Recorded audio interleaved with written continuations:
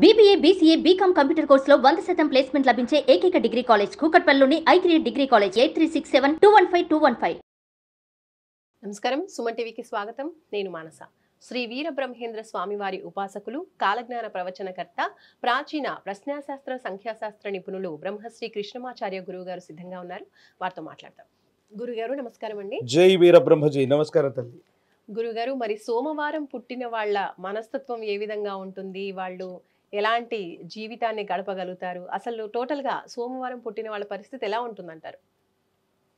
సోమవారం ఇది సాక్షాత్తు చంద్రహోరతో మొదలైనటువంటిది. సోముడుగా పిలవగలిగినటువంటి చంద్ర భగవానుడి యొక్క హోరతో మొదలయ్యిందే సోమవారం. ఈ సోమవారం జన్మించినటువంటి జాతకులు మానసికంగా చాలా బలమైనటువంటి వాళ్ళు అయి ఉంటారు. తీవ్రమైనటువంటి మానసికమైనటువంటి ఆలోచనలు ఎక్కువగా చేస్తుంటారు. మనస్తత్వ శాస్త్రానికి సంబంధించినటువంటి వ్యక్తులు అయి ఉంటారు. మనసు నిశ్చలంగా కలిగి స్పష్టమైనటువంటి పదాలని, స్పష్టమైనటువంటి వాక్యాలని పలకటమే కాదు, ఒకటి కంటే ఎక్కువ భాషలు నేర్చుకునేటువంటి వ్యక్తులు అయి ఉంటారు. వివిధ భాషల్లో వీళ్ళు నిష్ణాతులు అవుతున్నారన్నా, జ్ఞాపక శక్తి మెండుగా ఉంటుంది అన్న, విశేషవంతమైనటువంటి జ్ఞాపకాన్ని కలిగి ఉన్నారన్న, మనకారకుడైనటువంటి చంద్రుడి యొక్క అనుగ్రహం ఉంటేనే అది లభిస్తూ ఉంటుంది. కాబట్టి ఇలాంటి సోమవారం పూట జన్మించినటువంటి జాతకులు విశేషవంతమైనటువంటి జ్ఞాపకాలను కలిగి ఉంటారు. వారి చిన్నతనంలో జరిగినటువంటి చిన్న చిన్న విషయాలు కూడా అద్భుతంగా వీరికి స్ఫురణకు వస్తూ ఉంటాయి. ఎంత కాలమైనప్పటికీ కూడా వాటిని మర్చిపోలేరు. అలాగే వీళ్ళలో ఉన్నటువంటి బలహీనత కూడా ఒకటి ఉంది. ఎవరైనా సరే ఏ రకమైనటువంటి చర్యలు చేసినా కూడా వీళ్ళు మానసికంగా చాలా దృఢంగా ఉంటారని చెప్పాం. కానీ ఒక చిన్న మాట అంటే చాలు వీళ్ళు చపల చిత్తులైపోతారు. అంత మానసికంగా దృఢంగా ఉన్నటువంటి వ్యక్తులు కూడా వీళ్ళ మనసు కకావికలమైపోయి వ్యక్తిగతమైనటువంటి విమర్శలను మాత్రం వీళ్ళు ఎప్పుడూ కూడా ఎదుర్కొనలేరు. ఆ వ్యక్తిగతమైనటువంటి విమర్శలు ఎవరైనా చేసినటువంటి సందర్భంలో మనం మౌనంగా ఉంటే మాత్రం చాలా మంచి ఫలితాలు వచ్చేటువంటి అవకాశం ఉంది. కోపం, ఆవేశం చాలా తక్కువగా ఉంటాయి. అవసరాన్ని బట్టి వాళ్ళు ఉపయోగించేటువంటి ప్రయత్నాన్ని కొనసాగిస్తూ ఉంటారు. చంద్ర భగవానుడి యొక్క అనుకూలత చేత వీరు చేసే వృత్తి, ఉద్యోగ, వ్యాపారం ఏదైనప్పటికీ కూడా నిదానంగా ఉంటారు, తొందరపడరు, వేగవంతమైనటువంటి నిర్ణయాలు తీసుకోరు. నిశ్చలంగా 1కి 10 సార్లు ఆలోచించి వాళ్ళు చేయదగినటువంటి కార్యక్రమం, ఆ కార్యక్రమం తాలూకు ఫలితాలను ముందుగానే ఊహిస్తూ నెమ్మదిగా ముందుకు వెళ్ళడానికి ప్రయత్నం చేస్తారు.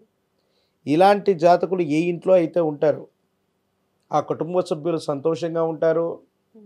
అనుకూలవంతమైనటువంటి సంబంధ బాంధవ్యాలు ఉంటాయి. మానసికమైనటువంటి ప్రశాంతతతో కూడినటువంటి జీవితాన్ని ఈ సోమవారం పూట జన్మించినటువంటి జాతకులు తప్పకుండా పొందే అవకాశం కనపడుతూ ఉంటుంది.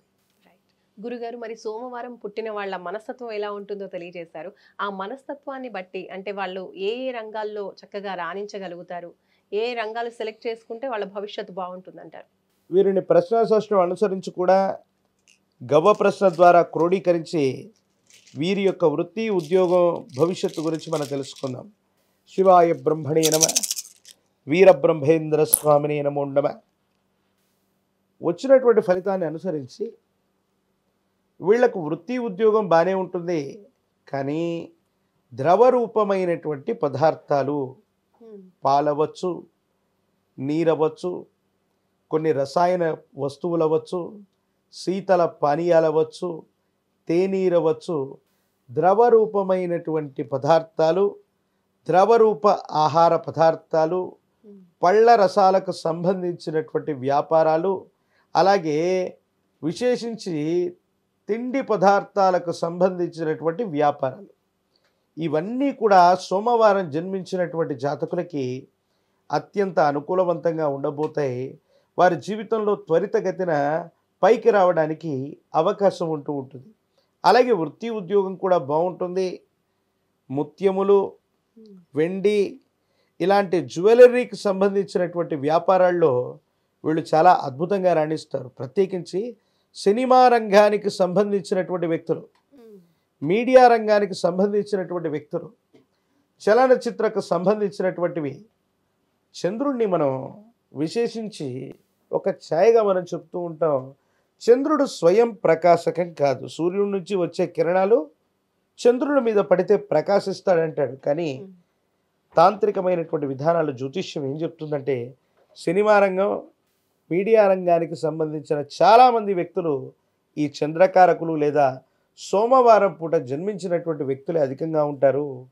ప్రత్యేకించి వాళ్ళ మనసుని, వాళ్ళ వాక్కుని, వాళ్ళ యొక్క డెవలప్మెంట్కి, పురోగవృద్ధికి వాళ్ళు ఉపయోగించుకునేటువంటి అవకాశం ఉంది.